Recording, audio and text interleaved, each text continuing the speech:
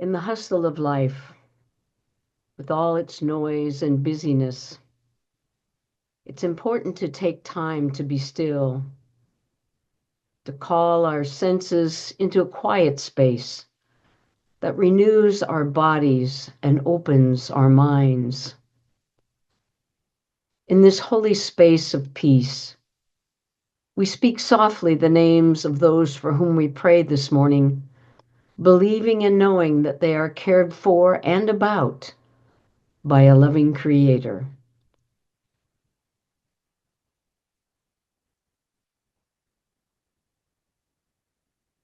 They are heard, they are loved, they are blessed. And a deeper peace calls us as our worldly concerns are set aside, even for just a moment, and we enter the eternal moment that is beyond our human understanding and experience. Home is a word that for most people describes not only a building, but a person, a heart, a world where we can find comfort and rest. Home feels welcoming, embracing, soothing, and serene. It's good to be home, whether near or far. Our church feels like home to those who attend, whether it be in person or online. The cadence of the music, the soothing prayers, familiar faces, our Unity 5 principles. Our church, then, is far more than a structure. Structures come and go. They change. They get remodeled.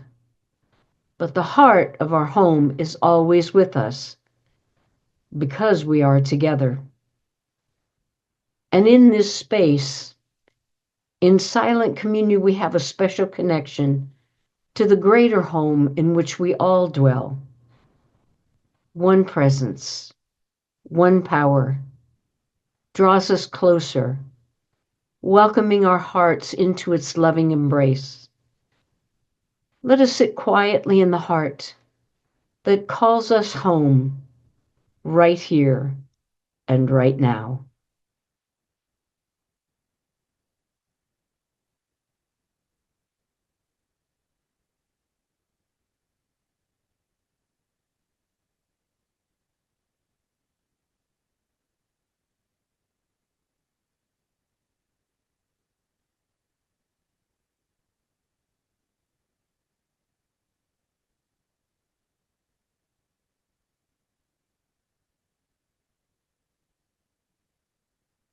Peace softly enters our hearts, renewing our spirits, opening our mind to a greater world in which we live. Thank you, God. Thank you, God. Amen. Well, it's true. We barely had made it home. I arrived yesterday afternoon, and I always think about how we put these videos up on YouTube, and somebody might 6 months from now key into it and go, what is she talking about? So, to let those of you who will watch this in the future know, we have been in Sicily and Italy from November the 3rd to Saturday, which was the 16th. And I arrived home yesterday at about 2 o'clock in the afternoon, whatever time zone that was in. And, the struggle to get back, to stay awake and get back into the normal routine is to me, the most critical thing. People say, how do you get over jet lag? Well, when you go someplace, you get off the plane, you pick up your luggage, you get on the bus, and you're going. You get over jet lag pretty quick. But when we come home, we do this, I'm going to relax thing. And then jet lag seems to go on for days. So I figured out early in the game that the first thing you have to do is get off the plane, get your luggage, start your laundry, balance your checkbook, and just get back into the routine. So although today is a little bit, shall we say, off-center day because I'm still 6 hours ahead of where I currently am, I'm already getting ready for the week coming up. It's both comforting and comfortable to be home. There is something about being in our own place. I miss my pillow. I miss my shower and the routine things of my life, where things are, and the orientation I have to the world around me. Well, if that's true, then I'm so glad to be home. Why is it that I love to travel so much? It's kind of interesting because people say to me, well, Marianne, you always go overseas. Why don't you travel in your own country? Well, I was very grateful and very blessed that my parents, when we were very young, decided that Christmas was never going to be a big event for us. We were not going to get lots of presents that we were going to forget, that we were going to make plans. We would get one gift. Each of us got one gift. There were 5 kids, so that was a lot of gifts. And that we would plan a trip for the year. So often we had a camping trailer, and not one of those fancy glamping things, one of those fold up trailers. And we went all over this country. And I'm only a few states short of getting to all 50 of them that I need to get on my bucket list and get to. So I've seen a lot of our country, and it's always in flux, it's always in change. It'd be nice to see it again. But in 1997, I took my first international trip, and it was a combined trip to Israel and Egypt. And I was excited about going, but it's like, hey, I've been to the United States. What's there to see over there?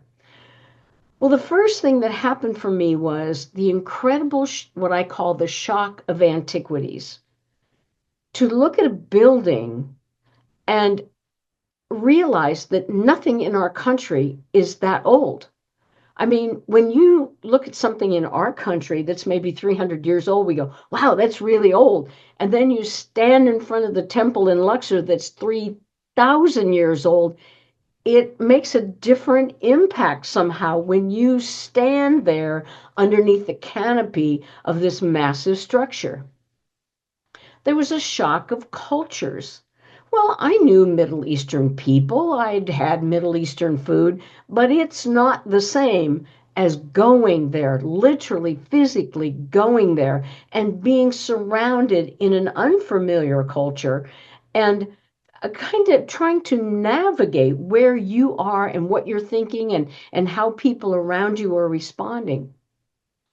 And the third shock that just really shook me and got me bit by the travel bug was what I call the shock of history.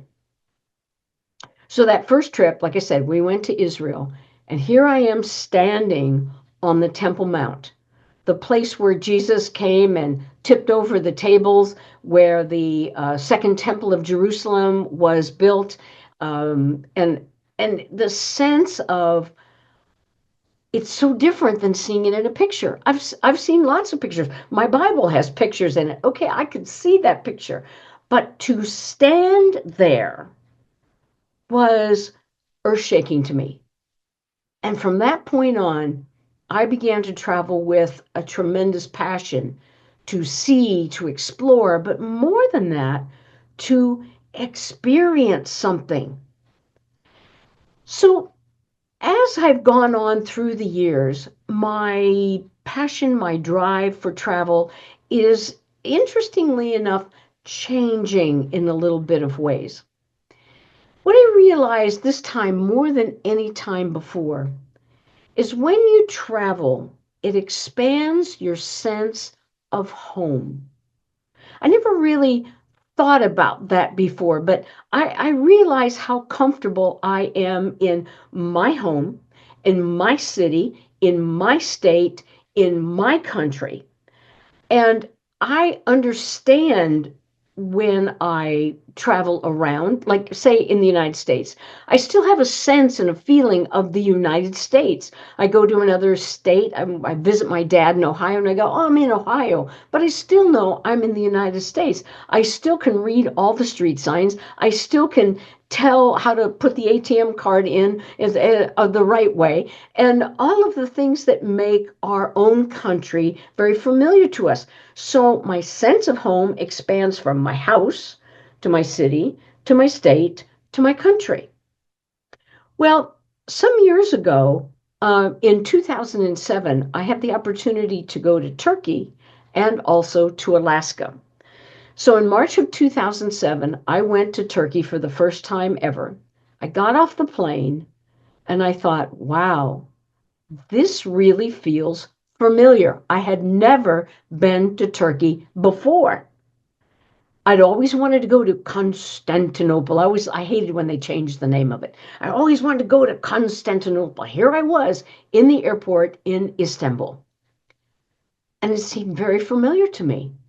We got out onto the street and they said, which way are we supposed to? Oh, to the left, we get on that, but do this. And I said, have you been here before?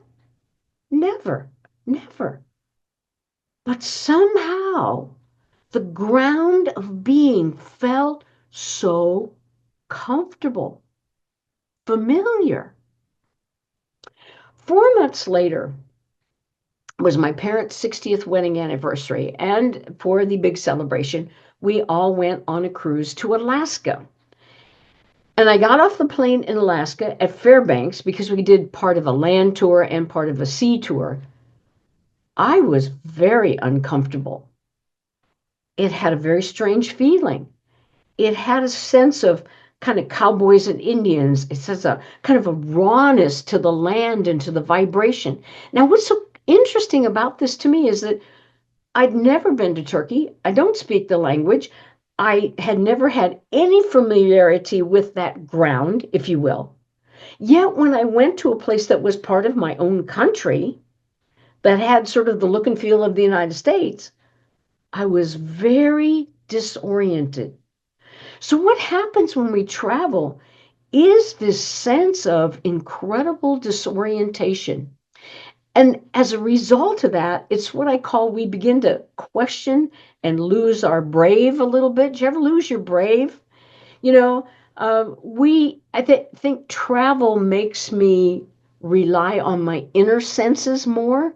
You know, when you can't read a street sign, when you can't find somebody that you is familiar to you, it gets very disorienting very quickly. And you really have to say to yourself, am I in danger or am I just lost and therefore scared? Because when I'm in danger, we know what that feels like when we're in familiar territory. Say we go to the other side of town, whatever other side of town that is. We go, ooh, I probably shouldn't be here. I'm sensing danger. But we already know how to get out of it, so to speak. It's like, okay, I made a wrong turn. I have to do this, get my GPS. But when we go internationally, we don't know when we've stepped there. So we have to really begin to refine, I'm going to call it, our inner sense of wisdom and knowledge. We have to be able to quell down our panic, which is our fear response, because this was so interesting. You can get lost because you're afraid. Not because you're lost, but because you can't see. So in other words, we were in Beijing in Tiananmen Square, which is massive, and lots of people are there. And I leaned one way to take a photo, and when I came back up right, I thought, oh, I don't see our group. I really don't see our group in a sea of people. And I felt that rise of panic, like, oh my God, I barely know where I am. I don't speak the language. I don't even know who I'm looking for or what I'm looking for. Oh my God. And I was unable to see. Excuse me. And I had to calm myself down. And I had to say to myself, take a breath, peace, peace. And when I opened my eyes, I could see Patrick. He was a little taller than most of them. And I thought he was a lot farther away than I had anticipated. They had moved from when I stopped, but I was able to find my way. And that was a very interesting learning lesson for me because I didn't realize, I thought I saw him. But because I was so scared and so panicked, I could not see. Had to come into peace. It expands my sense not only of home and where I am in the world and how comfortable I am in the world, but also this sense of, would I be okay if something happened that would take me someplace else? There used to be a, man on the street kind of thing. And he would ask people, if you had all the money in the world, where would you like to go? And people would say, oh, Paris or Rome or anything. And then he said, okay, if I give you $1,000,000, would you go? But you have to go in the next 24 hours. And most people are like, well, thanks anyway, but no, very few people would. And that always intrigued me because I wanted to have the sense that I would go. But this is interesting. Remember, we're expanding our sense of home. There are places I would jump on a plane, you give me the ticket, I'm gone, even tomorrow morning.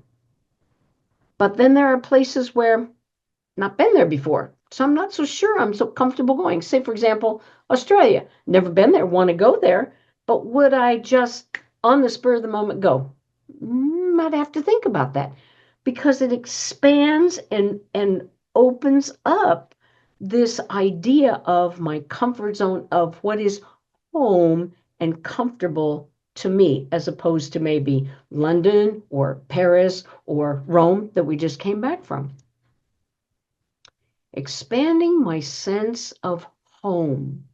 I think this is so critical for our young people because let's be real. When I was young and in high school days, you didn't travel overseas. So it's incumbent upon our young people to have an expanded sense of global home, not just our city, our state, our country. Not only an expanded sense of home, but also an expanded sense of humanity. When we travel, we come face to face with new customs, new ways, new food. And you can read about it or you watch a movie about it, but it's not the same thing. In the Mediterranean world, especially because it's a warmer climate, people eat out a lot. And I'm not talking about in their backyard with maybe their family, the dog, and a few friends. No, the streets are lined with tables. So several times in Sicily, as we were walking around in the evening, the streets are all lit up. The shops are open, even like 7, 8, 9 o'clock at night, because everybody's out. Everybody's enjoying dinner. Everybody's enjoying community. And in the northern climes, like in England and Scotland, it's the pub. The pub isn't a bar. It is, yes, it's where you get a drink, but it's also where you have food and fellowship. You meet friends. It's open to all people, and you stay there for an extended period of time. We in the United States live in more smaller circles, if you will, more isolated with simply family and friends. It's interesting to see the patterns and the rituals of that different living because we never had dinner before 7 o'clock at night. Now, usually 7 o'clock at night, my dishes are done, the dishwasher's running, I'm in bed. It's a whole different world than we are used to. Also, not only a sense of the people who live there, but also the sense of how those people view us. This is most interesting too, because of course we were gone over a presidential election. And you ever say the phrase, I can talk bad about my brother, but you can't talk bad about my brother? Was kind of that same thing. I can talk bad about my country, but you can't talk bad about my country. And so listening to people talk about the presidential election, listening to the commentary from BBC and all that kind of stuff was very different because I think just like ourselves personally, we have a sense of our country and we know it's not perfect, but we'd like to think it's perfect and we'd like to think other people think it's perfect too. And when they don't think that, it's like, you're very insensitive to us Americans. And yet they're saying, don't say anything about our country then. Don't come to Italy and say, what's the matter with these Italians? You see, where it's kind of that mirror image where what we give out, we get back. So the sense of being in someone else's world and seeing it through their eyes, both our own world and their world, is again, it's awakening, it's opening. And remember a couple months back, and I said this whole thing I'm working on, this whole word unfolding. And here we are again. It's another unfolding of how I see myself and how I see my world and all of the people in it.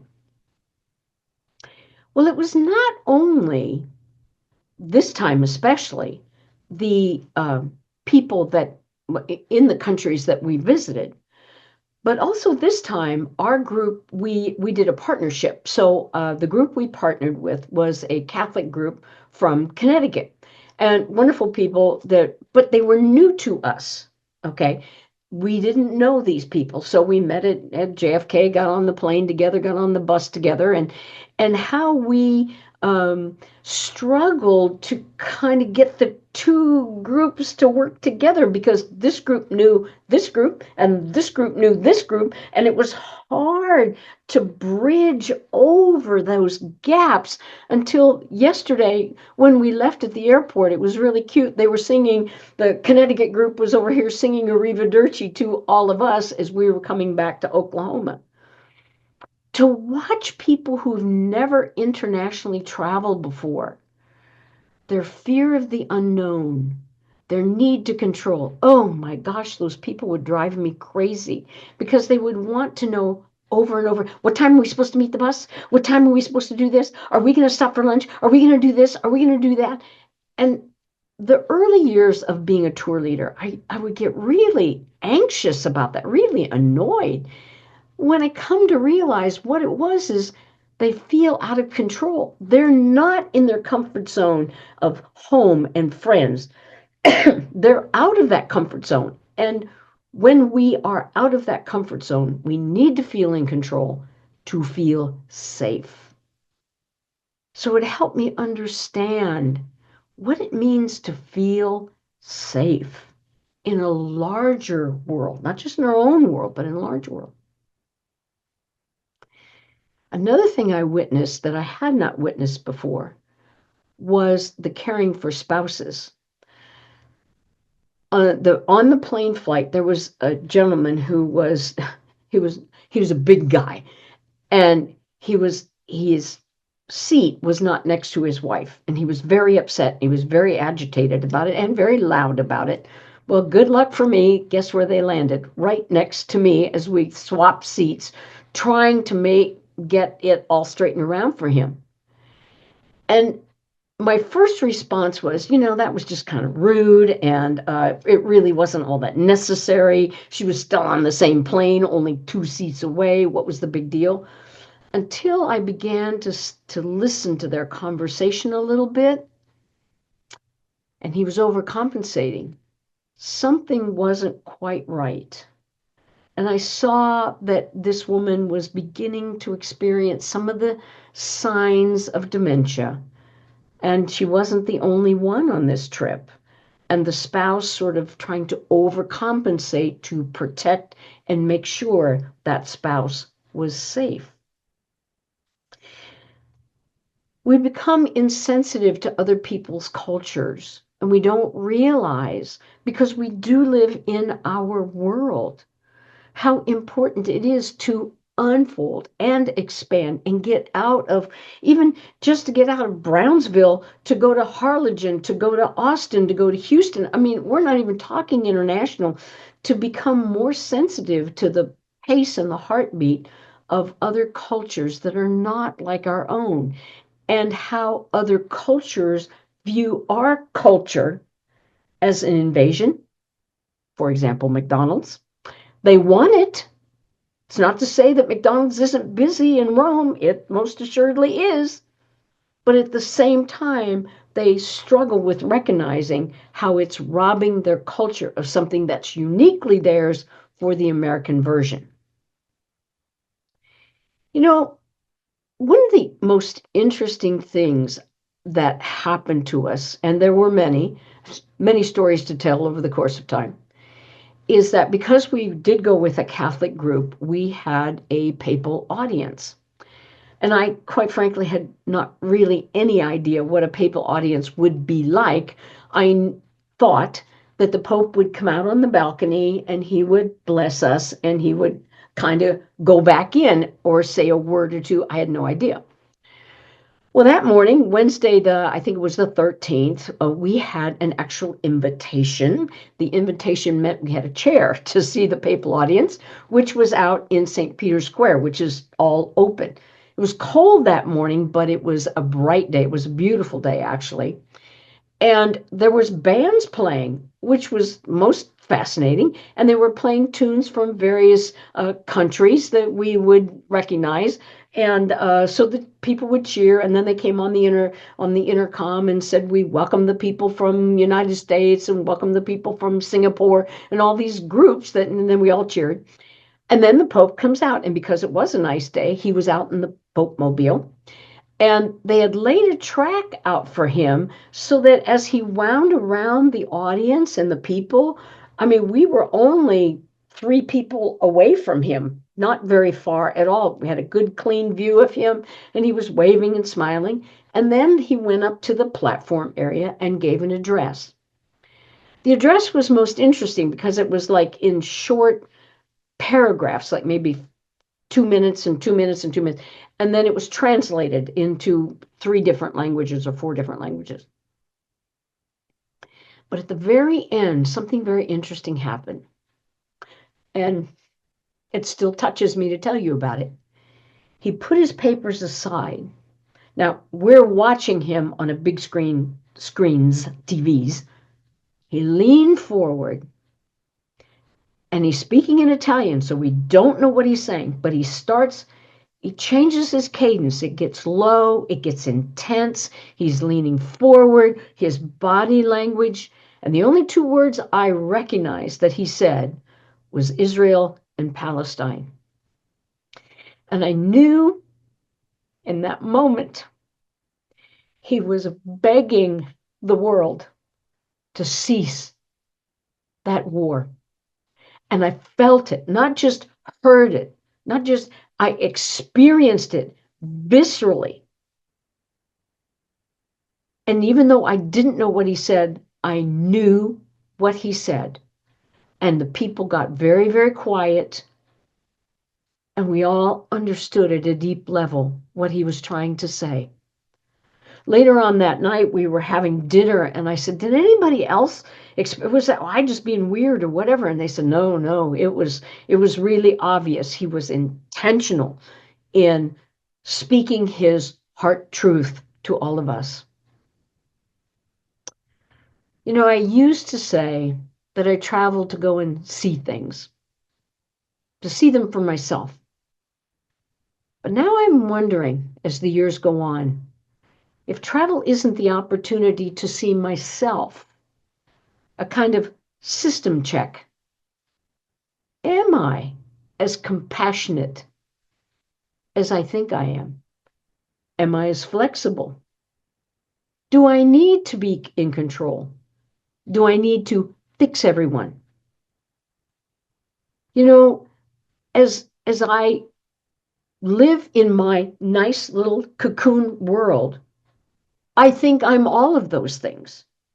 But when I go outside of that world, when I encounter people and cultures that are different than my own, when I encounter people from my own country who are different than the people I already know, can I still say I'm compassionate? Can I still say I'm flexible? Can I still say I'm okay with that as things are rolling along and unfolding? Can I still say I can hear the voice of spirit speaking to me, and that I'm not apart from it? I am a part of it. I truly hope that you all will see, whether or not you ever travel internationally, that the world you live in is a wonderful world. It's a container, it's a cocoon that we've all created, and it's a good thing. But it's also a good thing to every now and then challenge ourselves to break it open and break it open and break it open so that we can become more sensitive to the cries of the world that is our home of humanity, and to also listen for the heart of those who suffer unparalleled like we have never known. That to me is the beauty of the travel experiences that I come back with. Yes, I saw lots of things. Yes, I ate lots of gelato and pasta and wine and everything else. And there's all that fun and good stuff. But in the end, I hope that this adventure, as well as all the other adventures, makes me a better, richer, and more well-rounded person. Thank you for joining me on our Facebook page. And truly, I'm grateful to be home. Thank you very much. God bless.